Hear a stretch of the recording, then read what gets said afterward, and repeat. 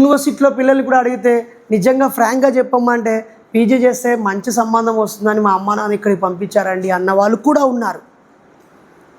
లేదా పెళ్ళిని ఇంకో 2 years వాయిదా వేయడం కోసం నేను యూనివర్సిటీకి వచ్చాను అన్న వాళ్ళు కూడా ఉన్నారు.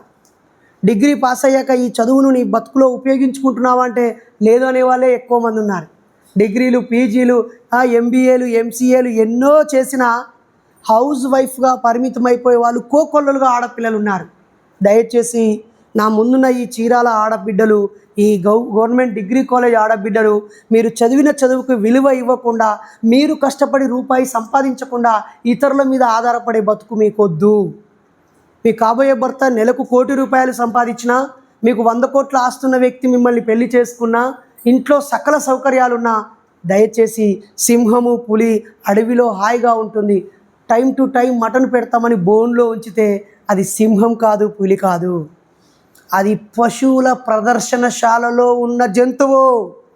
అది అయినప్పటికీ జైలులో ఉంది, దానికి టైం టు టైం మటన్ వేస్తున్నారు, అన్ని పెడుతున్నారు, తింటుంది, గాంధిస్తుంది, అక్కడే గుండ్రగా తిరుగుతూ అది సర్కస్లో సింహంలాగా బతికేస్తుంది.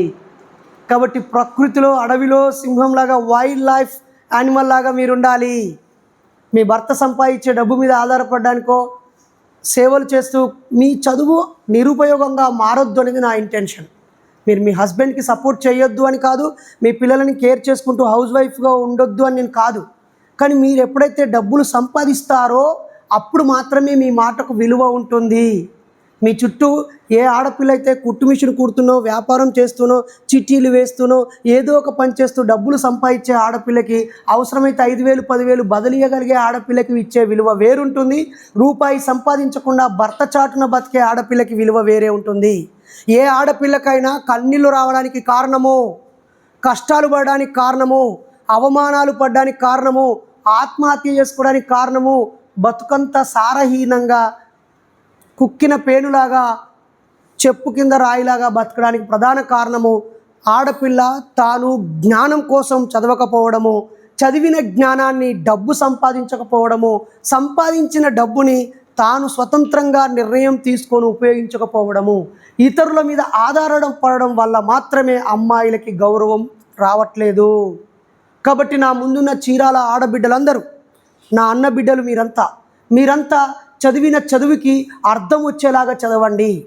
ఏదో డిగ్రీ పాస్ అయ్యామంటే ఏ ఉపయోగం లేదు బిడ్డ, లేదా ఇంకో పీజీ చేసాము ఏ ఉపయోగం లేదు బిడ్డ.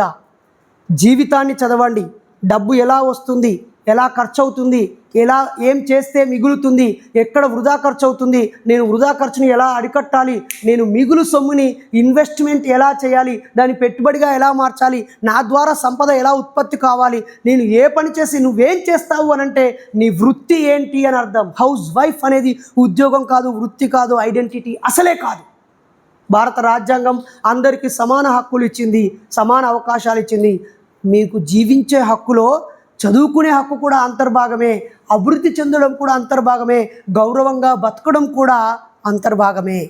కానీ ఈరోజు మీ చుట్టూ అమ్మ, అక్క, చిన్నమ్మ, ఆంటీ ఎంతమందిని చూసినా ఎంతసేపు వాళ్ళు ఆధారపడే బతుకులు బతుకుతూ కన్నీళ్లు పెట్టుకుంటూ ఏమైనా కష్టాలు వస్తే వాళ్ళకు వాళ్ళే కుమిలిపోతూ ఉన్న సందర్భాలు కోకొల్లలుగా ఉన్నాయి. నిజమా కాదా? నిజమా కాదా? మరి అవన్నీ పోవాలంటే నువ్వేం చేయాలని నీకు నువ్వు ప్రశ్న వేసుకోవాలి. మీరు అలా ప్రశ్న వేసుకోకపోతే టైం పాస్ జరుగుద్ది, కాలం గడిసిపోద్ది. 2026, 27 అవుద్ది, 28 అవుద్ది, డిగ్రీ పాస్ అయ్యి మీ చేతిలో మంచి మార్కులతో పట్టా ఉంటుందేమో, కానీ మీలో మీరుండరు. మీ తోడబుట్టిన మీ అన్న, మీ తమ్ముడు, మీ అక్క, చెల్లె మీతో ఉండరు. ఎక్కడ ఉద్యోగం వస్తే అక్కడికి వెళ్ళిపోతారు. మిమ్మల్ని కన్నా తల్లిదండ్రులు కూడా మీతో ఉండరు. మీకంటే ఒక 20 ఏళ్ళ ముందే చచ్చిపోతారు. మీ కడుపులో పుట్టే మీ పిల్లలు కూడా మీతో ఉండరు. ఎక్కడో సీట్ వస్తే ఎక్కడో చదువుకుంటారు, వేరే దేశంలో చదివే అవకాశం ఉంటే అక్కడికే వెళ్ళిపోతారు. మీ చుట్టూన్న వాళ్ళ పిల్లలు ఎంతోమంది వేరే వేరే ప్రదేశాల్లో స్థిరపడడం లేదా? కాబట్టి మిమ్మల్ని కన్నవాళ్ళు మీతో ఉండరు, మీ తోడబుట్టిన వాళ్ళు మీతో ఉండరు, మిమ్మల్ని కట్టుకున్న వాళ్ళు మీతో ఉండరు, మీ కడుపులో పుట్టిన వాళ్ళు మీతో ఉండరు. మీతో మీరు మాత్రమే ఉంటారు. మీ శరీరమే ఉంటుంది, మీ మెదడే ఉంటుంది. కాబట్టి ఈ మెదడులో చెత్త చెదారం రానివ్వకుండా పరిశుభ్రం చేసుకోవాలి.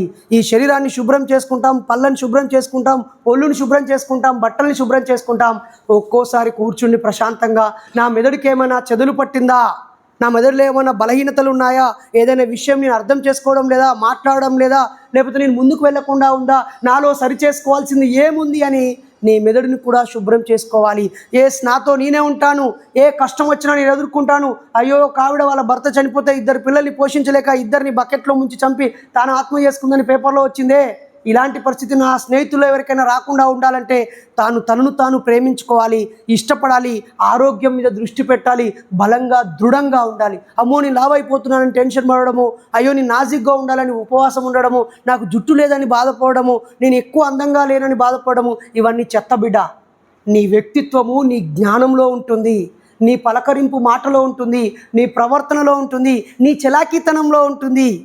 ఏదైనా సమస్య వస్తే ఎదుర్కొని ముందుకు నిలబడే నీ దమ్ములో ఉంటుంది తప్ప నీవు కనిపించే ఆకారంలోనో మీ అమ్మా నాన్న దగ్గర ఉన్న ఆస్తిపాస్తులో నువ్వు ఉపయోగించుకునే వాహనాల్లో విలువ ఉండదు. కాబట్టి జ్ఞానం బాగా సంపాదించండి, ఇంగిత జ్ఞానం సంపాదించండి, విజ్ఞానం సంపాదించండి. ఏ సమస్య ఎదురైనా నేను ఎదుర్కొంటాను అనేటువంటి మానసిక ధైర్యాన్ని మీరు సంపాదించుకోండి. చదువు ఇప్పుడు కాకపోతే రేపైనా వస్తుంది, కానీ ఇప్పుడు మాత్రమే ఇలాంటి ఒక మంచి వాతావరణం ఉంటుంది డియర్ ఫ్రెండ్స్. కాబట్టి ఈ బుర్ర భూమి లాంటిది. భూమిలో మామిడి చెట్లు పెడితే మాస్టర్ మీ టీచర్ అంటే 100 రెట్లు ఎప్పుడంటే అప్పుడు మీరు వాష్రూమ్లో కూడా మెసేజ్ ఆన్ చేస్తే చెప్పేటువంటి సిస్టమ్ కదా. కాబట్టి అందులో డిజిటల్ బుక్స్ ఉంటాయి, వరల్డ్ వైడ్ నాలెడ్జ్ ఉంటుంది.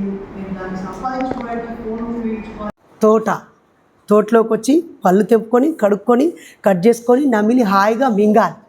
అలా కాకుండా జ్యూస్ బాటిల్కి అలవాటు కావద్దు. ఆ జ్యూస్ నిల్వ ఉండడం కోసం అందులో కెమికల్స్ ఉంటాయి. దాన్ని అలా బాటిల్లో ఉపయోగిస్తారు కాబట్టి అక్కడ కాలుష్యం ఉంటుంది, దాంట్లో క్వాలిటీ కూడా ఉండదు. స్వీట్నెస్ కోసం షుగర్ కంటెంట్ యాడ్ చేస్తారు, కెమికల్స్ యాడ్ చేస్తారు. అది మంచిది కాదు. లైబ్రరీతో, పుస్తకాలతో, ఫ్రెండ్స్తో టాపిక్స్ డిస్కస్ చేస్తూ హాయిగా పళ్ళు తినండి. మీరు ఆ యూట్యూబ్, ఫేస్బుక్, వాట్సాప్ వాటిలో గూగుల్ క్రోకు, జెమినీ, ఏఐ లాంటిని ఉపయోగించుకుంటూ చదవడం సులభం చేసుకోవద్దు.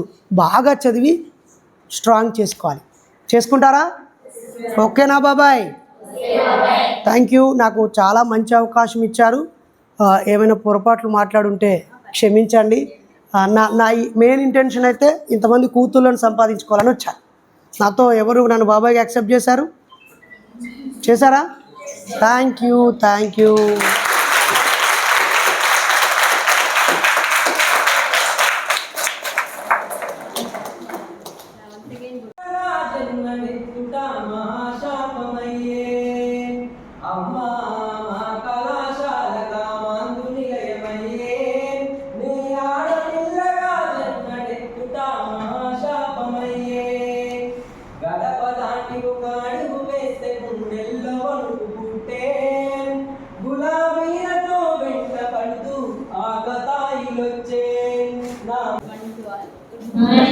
ఈ రోజు మనకి బైరి నరేష్ గారు అనేవారు మనకు ఒక అనుకోని ఓకేనా.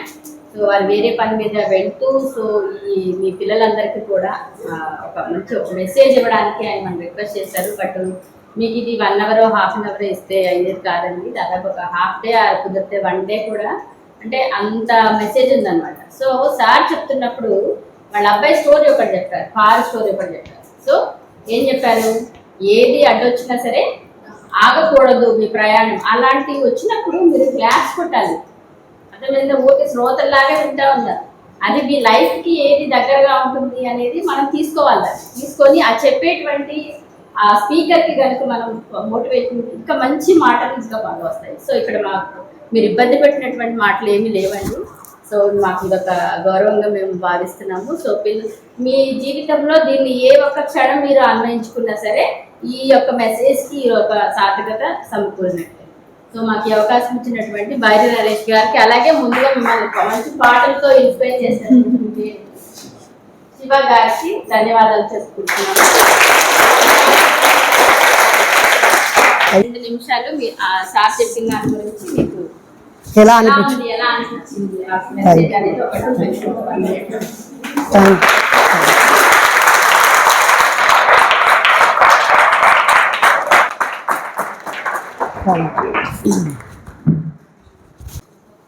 వాళ్ళు ఇంకా స్పీకర్స్గా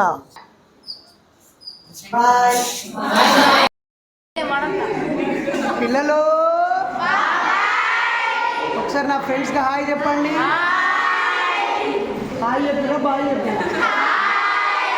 నేను ఒక స్లోగన్ చెప్తాను, మీరు చెప్పాలి. లవ్ ద నేచర్ అంటాను, సేవ్ ద నేచర్ అన్నాను. Love the nature, save the nature, love the nature. నమ్మొద్దు మూఢనమ్మకాలని, సైన్స్ జిందాబాద్. హాయ్ ఫ్రెండ్స్, ఇవాళ మా పెద్దనాన్న వచ్చాడు. నా పేరు శ్రీహన, నేను 4th క్లాస్ చదువుతున్నాను. నమ్మొద్దు మూఢనమ్మకాలని, నమ్మొద్దు మూఢనమ్మకాలని, నమ్మొద్దు దయ్యాలని భూతాలని. మనిషి వర్ధిల్లాలి, మాకొద్దు కులాలు మతాలు.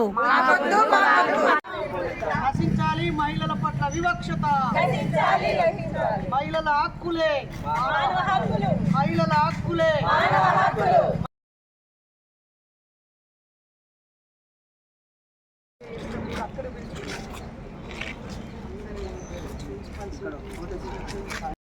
నేచర్, లవ్ ద నేచర్, నమ్మొద్దు మూఢనమ్మకాలని,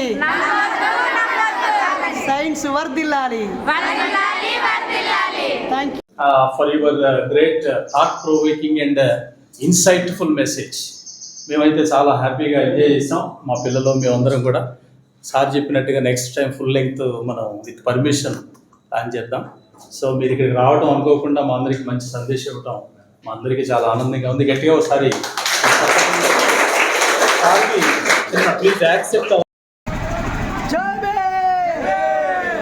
save the nature, love the nature. దేవుడు దయ్యము చచ్చిపోతారు చాలా మంది. మంత్రాలు తంత్రాలు, స్వర్గాలు నరకాలు. నమ్మదు మూఢనమ్మకాలని. జై భీమ్, జై ఇన్సాన్.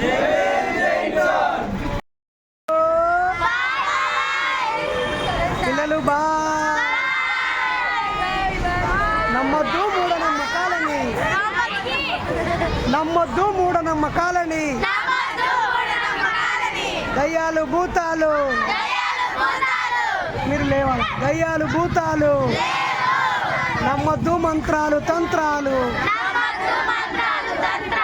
సైన్స్ వర్ధిల్లాలి.